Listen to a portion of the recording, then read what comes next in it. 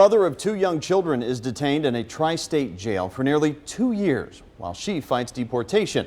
And 9 on your side's I-Team investigator Craig Cheatham is digging into just how much that is costing you and other cases, exposing the challenges of immigration reform.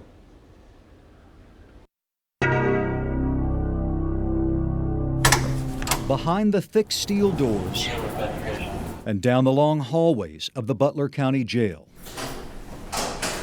150 immigrants are detained by U.S. Immigration and Customs Enforcement. When we have people that are in our jail, sometimes they'll have 6 IDs. We don't know who the hell they are. The stories told by these ICE detainees echo controversial issues nationwide. Alejandro Harris Real, 27, previously banned from the United States for the rest of his life after being convicted of felony illegal entry. He was just caught again in Ohio for the 6th time. Emmanuel Boma, 33, was convicted and sentenced to 16 months in prison for his role in thefts. After he was released, Boma was taken into custody again, this time as an ICE detainee. He's been fighting his deportation for the last 11 months at the Butler County Jail, while federal taxpayers have spent nearly $19,000 housing him there.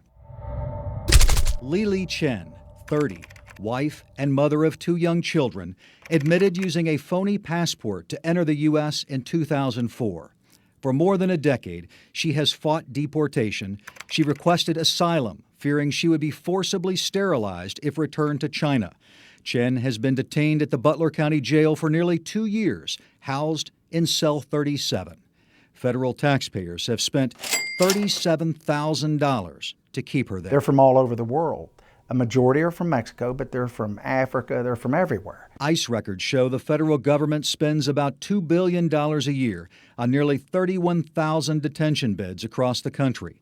But Butler County Sheriff Richard Jones says the government hasn't hired nearly enough immigration judges to process the huge backlog of cases that determine if detainees are removed or released. The system is broke down. President Trump's immigration plan includes building a wall on the Mexican border, hiring 15,000 border agents and immigration officers, and making all undocumented residents a priority for enforcement. I see a lot of people that got deported. Miguel Garcia has owned a market in Hamilton for 15 years.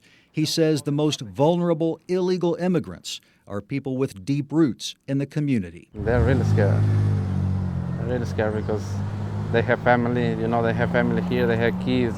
They don't want to be deported, leaving their kids here. If you're in a situation where everyone is a priority, then that really creates kind of an environment of terror for people. Cincinnati immigration attorney Blake Summers is local counsel for Lili Chen, the mother from China fighting to remain in Ohio. Summers says he agrees with the sheriff that the system is inefficient. Let's assume you're in immigration court and you lose. It would take 4, 5, 6 months to do that. You appeal to the Board of Immigration Appeals successfully.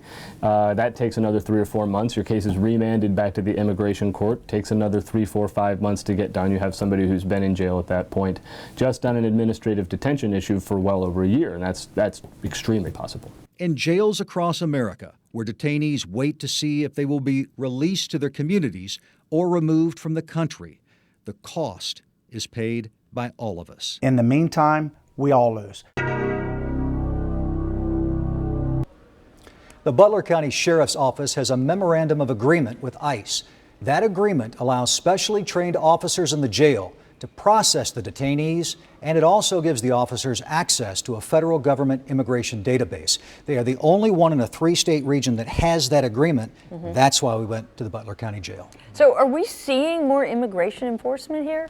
Well, the sheriff and the immigration attorney we talked to say no. But the interesting thing is when you look at the number of detainees who were booked into the jail last month, the first full month of the Trump presidency, there was a significant increase between the number of people they booked in last month and the same time period in the previous 4 years. So you have to see what happens in the coming year. We do. Yeah.